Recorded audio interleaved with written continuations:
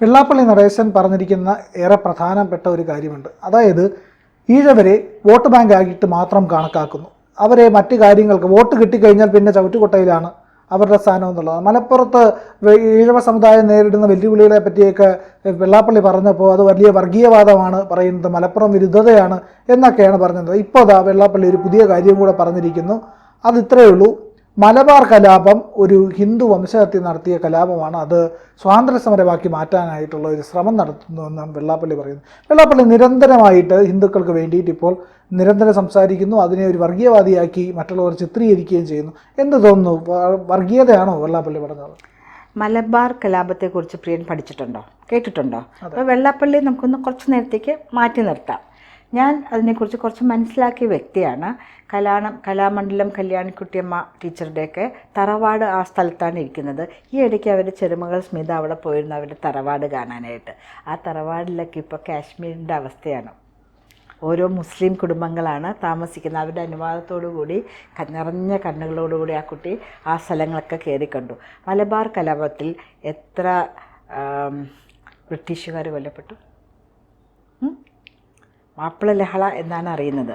മാപ്പിളമാർ ഉണ്ടാക്കിയിരുന്ന അവരൊരു ഖലീഫയ്ക്കെതിരെ ഒരു യുദ്ധം എന്നൊക്കെ പറഞ്ഞിട്ട് അങ്ങനെയൊക്കെ തുടങ്ങി വന്നിട്ട്, പക്ഷേ ഇവിടെ 2 ലക്ഷത്തിൽ പരം ഹിന്ദുക്കൾ കൊല ചെയ്യപ്പെടുകയും അല്ലെങ്കിൽ അവർ മതം മാറ്റാൻ നിർബന്ധിതരാകുകയും അല്ലെങ്കിൽ ഇവരുടെ കൂടെ വെപ്പാട്ടികൾ എന്ന് ഞാൻ പറയാൻ പാടില്ല, ഞാനൊരു ഹിന്ദു ആയതുകൊണ്ട്, സഹഭാര്യമാരായിട്ട് ജീവിക്കേണ്ടി വരികയും അതിന് തയ്യാറാവാത്തവരെ കൊല്ലുകയും, ആ ഒരു പുഴയുണ്ട്, ആ പുഴ ചോരപ്പുഴയായി മാറുകയും പുഴ കടന്ന് കുഞ്ഞുങ്ങളെയും എടുത്തുകൊണ്ട് പോകുന്ന ആൾക്കാരെ നിർദ്ദയം വെട്ടിക്കൊല്ലുകയൊക്കെ ചെയ്തിട്ടുള്ളൊരു സംഭവമായിട്ടാണ് ഞാൻ കേട്ടിട്ടുള്ളത്. I stand corrected. കാരണം എത്രയൊക്കെ ജേർണലിസ്റ്റ് ആണെങ്കിലും എനിക്കതൊക്കെ ഭയങ്കര കുറേ നാളുകൾ നീറുന്ന ഓർമ്മയാണ്.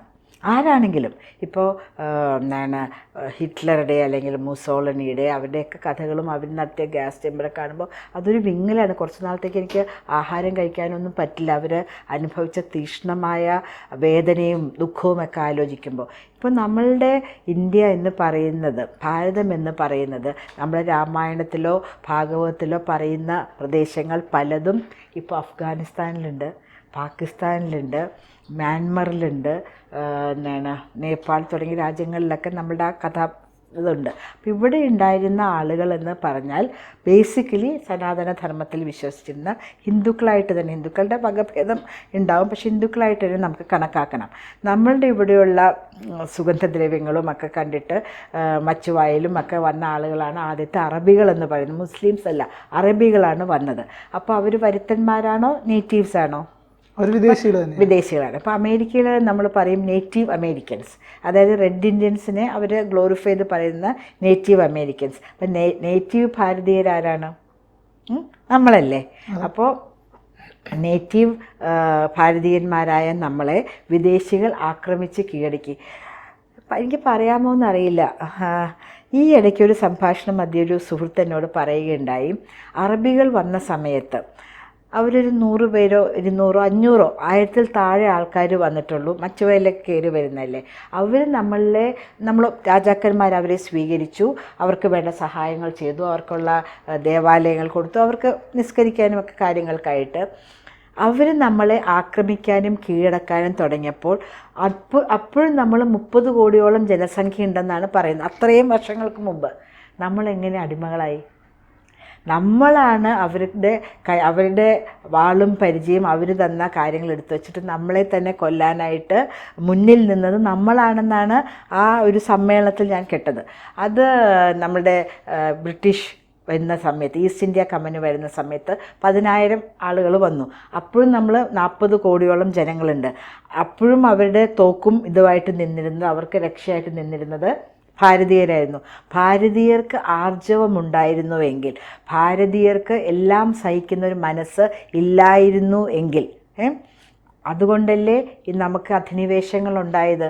നമ്മളുടെ ജനസംഖ്യ, ആയോധന കല, നമ്മളുടെ പാടവങ്ങൾ, ഇവിടെയുള്ള സ്വർണം ആവട്ടെ, മുത്തുകളാവട്ടെ, രത്നങ്ങളാവട്ടെ, സുഗന്ധദ്രവ്യങ്ങളാവട്ടെ, പട്ടാവട്ടെ, എല്ലാം വിദേശ രാജ്യങ്ങളിലേക്ക്. ഇന്ന് നമ്മൾ ഡോളർ എന്ന് പറയുന്നു, ആ സമയത്ത് ഡോളർ ഇല്ല. അമേരിക്ക എന്നൊരു കൺട്രി പോലുമില്ല, യാതൊരു ഹിസ്റ്ററിയും ഇല്ലാത്തൊരു രാജ്യമാണ് അമേരിക്ക. ഞാൻ അവിടെ പഠിച്ചിട്ടുള്ള വ്യക്തിയാണ്. അമേരിക്കൻ ഗവൺമെൻറ് എനിക്ക് ഓണററി സിറ്റിസൺഷിപ്പ് തന്ന് ആദരിച്ചു. അത് ആദരവോടെ മേടിച്ച് അടുത്ത ഫ്ലൈറ്റിൽ കയറി ഞാൻ ഇന്ത്യയിലേക്ക് വന്നു. എനിക്ക് ഇന്ത്യയിലിരുന്ന് നമ്മുടെ അവിയലും സാമ്പാറും എന്നൊക്കെ കഴിച്ചാലേ സന്തോഷമുള്ളൂ. ഇപ്പോൾ പ്രിയൻ വന്ന ചോദ്യത്തിലേക്ക് വരികയാണെങ്കിൽ, ഇപ്പോൾ അത് നമ്മുടെ ഒരു സ്വാതന്ത്ര്യ സമരമാവാനായിട്ട് ആക്കുന്നുണ്ട്. അതെങ്ങനെയാണ് ഒരു സ്വാതന്ത്ര്യ സമരമാവുന്നത്? രണ്ട് പേരും അധിനിവേശത്തിലൂടെ വന്ന ആൾക്കാർ, ഇപ്പോൾ ആംഗ്ലോ ഇന്ത്യൻസ് എന്ന് പറയുകയാണെങ്കിലും അധിനിവേശത്തിൽ കൂടെ വന്ന ആൾക്കാർ, മുസ്ലിംസ് അല്ലെങ്കിൽ അറബികൾ എന്ന് പറയുന്നവരും അധിനിവേശത്തിൽ കൂടെ ട്രേഡേഴ്സായിട്ട് വന്നു. ഈസ്റ്റ് ഇന്ത്യ കമ്പനിയും ട്രേഡേഴ്സായിട്ട് വന്നു. പിന്നെ നമ്മുടെ മേൽ അധികാരം സ്ഥാപിച്ചെടുക്കുകയാണ് ചെയ്തത്. അപ്പോൾ അവരെങ്ങനെയാണ് സ്വാതന്ത്ര്യം, ആരിൽ നിന്നുള്ള സ്വാതന്ത്ര്യമാണ് അവർ പ്രതീക്ഷിച്ചത്? ആർക്ക് വേണ്ടിയിട്ടാണ് യുദ്ധം ചെയ്തത്? ഇപ്പോൾ സ്വാതന്ത്ര്യ സമര പെൻഷൻ ഉണ്ട് കേട്ടോ മോനെ, അർഹതപ്പെട്ട ആർക്കും തന്നെ അത് കിട്ടുന്നില്ല. എനിക്കിപ്പോഴും ഓർമ്മയുണ്ട്, സ്വാതന്ത്ര്യ സമരത്തിൽ പങ്കെടുത്ത് എൻ്റെ അച്ഛൻ്റെ ഫസ്റ്റ് കസിൻ, എന്താ പറയുക, ഫസ്റ്റ് കസിൻ ഓക്കെ, അച്ഛൻ്റെ ബ്രദർ മകൻ കല്യാണം കഴിക്കുന്ന അച്ഛൻ്റെ മൂത്ത സഹോദരിയാണ് കല്യാണം കഴിച്ചിരിക്കുന്നത്. തങ്കവല്യമ്മ ഗർഭിണിയായിട്ട് കിടക്കുകയാണ്. അച്ചാച്ചൻ ഞങ്ങൾ വിളിക്കുന്നത്. അദ്ദേഹം ജയിലിൽ സ്വാതന്ത്ര്യ സമരം അനുഭവിച്ച് കിടക്കുകയാണ്. അപ്പോൾ ചേട്ടൻ വന്നിട്ട് വല്യമ്മയുടെ, അതായത് തങ്കവല്യമ്മയുടെ ബ്രദർ വന്നിട്ട് ഒരു 50 രൂപ തലോണയുടെ അടിയിൽ വെച്ചിട്ട് പോയി. കാരണം പ്രസവിക്കാൻ പോകാൻ ധാരാളം ചിലവുണ്ട്. അളിയനാണെങ്കിൽ സ്വാതന്ത്ര്യ സമരത്തിന് വേണ്ടി ജയിലിൽ കിടക്കും. പിന്നെ അദ്ദേഹം മുഖ്യമന്ത്രിയൊക്കെ ആയി, പറവൂർ നാരായണപിള്ള എന്ന് പറഞ്ഞിട്ട്. അതൊക്കെയല്ലേ സ്വാതന്ത്ര്യ സമരം എന്ന് പറഞ്ഞത്? എത്രയോ ആളുകൾ എത്രയോ വർഷങ്ങൾ കഴിഞ്ഞിട്ടാണ് സ്വന്തം കുഞ്ഞുങ്ങളെ കണ്ടിരിക്കുന്നത്. അവർ അനുഭവിച്ച പീഡനങ്ങൾ, അവർക്ക് ഭക്ഷണമില്ല, വായിക്കാൻ സൗകര്യമില്ല, ഇരുട്ടറ പോലത്തെ മുറികൾ. അവർക്ക് ആർക്കെങ്കിലും സ്വാതന്ത്ര്യ സമര പോരാളിയുടെ പെൻഷൻ കിട്ടുന്നുണ്ടോ? ഹിന്ദുക്കളെ മുസ്ലിമാക്കി മാറ്റുവാൻ വേണ്ടിയിട്ട് അഹോരാത്രം പണിപ്പെടുകയും തീവ്രമായി കൊള്ളയടിക്കുകയും തീവ്രമായി അവരെ കുടുംബത്തിനെ ഉന്മൂലനാശം ചെയ്യാൻ ശ്രമിക്കുകയും ചെയ്തിരിക്കുന്ന ആൾക്കാർ, ഇപ്പോൾ എന്തെങ്കിലുമൊക്കെ വോട്ട് ബാങ്ക് ലക്ഷ്യം വെച്ച് നിൽക്കുന്ന പാർട്ടികൾ അവർക്ക് സ്വാതന്ത്ര്യ പെൻഷൻ കൊടുക്കാൻ ശ്രമിക്കും. ഞാൻ വളരെ ഇമോഷണൽ, അല്ലെങ്കിൽ ഞാൻ വളരെ ബഹളത്തിലാണല്ലോ സംസാരിക്കുന്നത്, പ്രിയൻ അറിയാമല്ലോ. പ്രത്യേകിച്ചും കല്യാണിക്കുട്ടിയമ്മ ടീച്ചറുടെ മകൾ അവിടെ പോയി വന്നിട്ട് അവർക്ക് കിട്ടേണ്ടതാണ്. ഇപ്പോൾ ഞാൻ കാശ്മീരിൽ ഈ ഇടയ്ക്ക് പോയിട്ടുണ്ടായിരുന്നു. കാശ്മീരിൽ പോയപ്പോൾ വളരെ കുറച്ച് നാൾ മുമ്പ് പോയപ്പോൾ വളരെ ഇതായിട്ട് പറയാം, ആ പണ്ഡിറ്റുകൾ താമസിക്കുന്ന വീട് അതൊക്കെ ഇതിപ്പോൾ ഞങ്ങളുടെയാണ്, അത് പണ്ഡിറ്റ് താമസിച്ച കൊട്ടാരം കണ്ടില്ലേ, അതിപ്പോൾ ഞങ്ങളുടെയാണ്. ഇനി വളരെ എക്സൈറ്റ്മെൻറ്റിൽ പറയായിരുന്നു.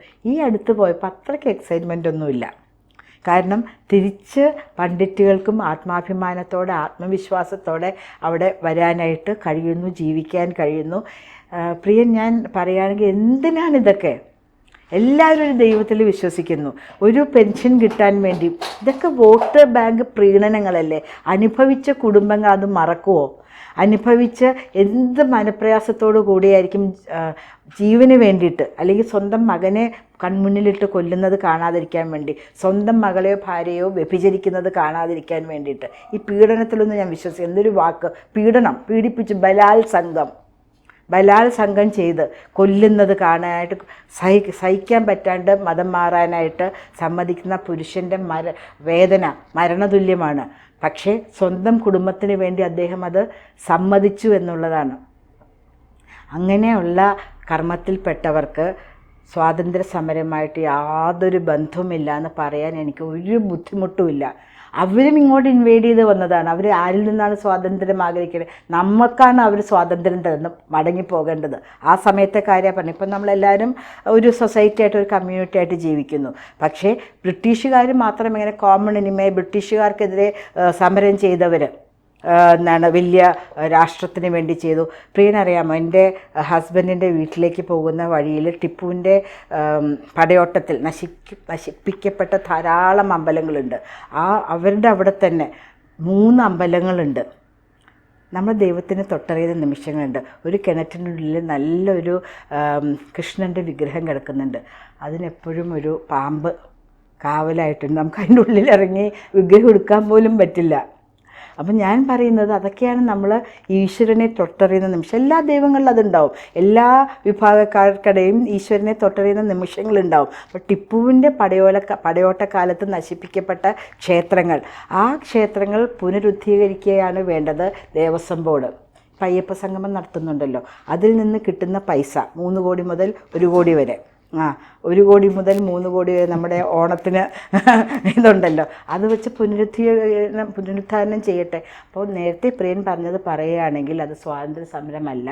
അവർ നമ്മളെ ആൾക്കാരെ ഇല്ലാതാക്കുവാനും അതോടൊപ്പം തന്നെ അവരുടെ വിദേശ രാജ്യത്ത് നടന്നിരുന്ന ഒരു അട്ടിമറിയോ ഒരു കിങ്ങിന് സപ്പോർട്ടായിട്ട് ചെയ്തതാണ് എന്നാണ് ഞാൻ മനസ്സിലാക്കുന്നത്.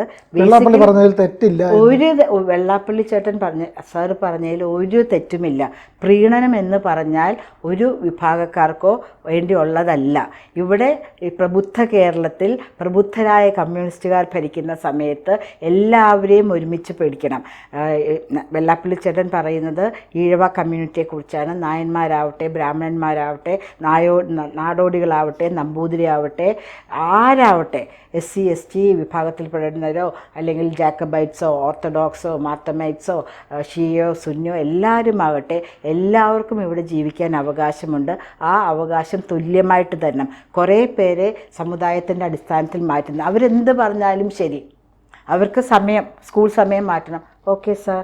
അവർക്ക് യൂണിഫോം, അത് ഓക്കെ സാർ. സുംബ കളിക്കൂല, ഓക്കെ സാർ. അതെന്താണ് അങ്ങനെ? ഒരു സമൂഹത്തിൽ ജീവിക്കുമ്പോൾ എല്ലാവരുടെയും സമയം നോക്കണം. അവർക്ക് വേണ്ടി മാത്രം പ്രത്യേകം നിസ്കരിക്കാനായിട്ടൊരു മുറിയൊരു സ്കൂളിൽ. അപ്പം മറ്റേ കുട്ടികൾക്ക് വേദന തോന്നൂല്ലേ? മറ്റേ കുട്ടികൾക്ക് തോന്നില്ലേ ഞങ്ങൾക്ക് എന്തുകൊണ്ട് തരുന്നില്ല എന്ന് ചോദിക്കുന്നില്ലേ? അവരുടെ അവകാശങ്ങളെക്കുറിച്ച് ആര് പറഞ്ഞാലും ഇവിടെ കേൾക്കുന്നു. ഹിന്ദു കുട്ടികൾക്ക് തോന്നില്ലേ ഞങ്ങൾക്ക് ആ സമയത്ത് പ്രാർത്ഥിക്കണം തോന്നില്ലേ? അല്ലെങ്കിൽ ക്രിസ്ത്യൻ കുട്ടികൾക്ക് ആ സമയത്ത് അവരുടെ പ്രാർത്ഥന ചെല്ലണം എന്ന് തോന്നില്ലേ? അപ്പോൾ അതൊന്നുമില്ലാണ്ട് ഒരു സമുദായത്തിനെ മാത്രം പ്രീണിപ്പിച്ചുകൊണ്ട് അവർ മറ്റ് സമുദായങ്ങൾക്ക് മേളിൽ കയറി നടത്തുന്ന കിരാത വാഴ്ചയെ ഇപ്പോൾ വെള്ളപൂശി സ്വാതന്ത്ര്യ സമരമാണെന്ന് പറയുകയാണെങ്കിൽ അല്ല എന്ന് തന്നെ വെള്ളാപ്പള്ളി സാറോടൊപ്പം നിവർന്നു നിന്ന് പറയാനായിട്ടുള്ള ആർജവം എനിക്കുണ്ട്. ഞാൻ കുറച്ച് ഇമോഷണലി അപ്സെറ്റാണ്, അതുകൊണ്ടാണ് ബഹളം കൂട്ടി സംസാരിക്കാതിരുന്നത്. കൂടുതൽ വാർത്തകളും വിശേഷങ്ങളും നിങ്ങളിലേക്ക് എത്താൻ ABC മലയാളം സബ്സ്ക്രൈബ് ചെയ്യുക, ബെൽ ബട്ടണും അമർത്തുക.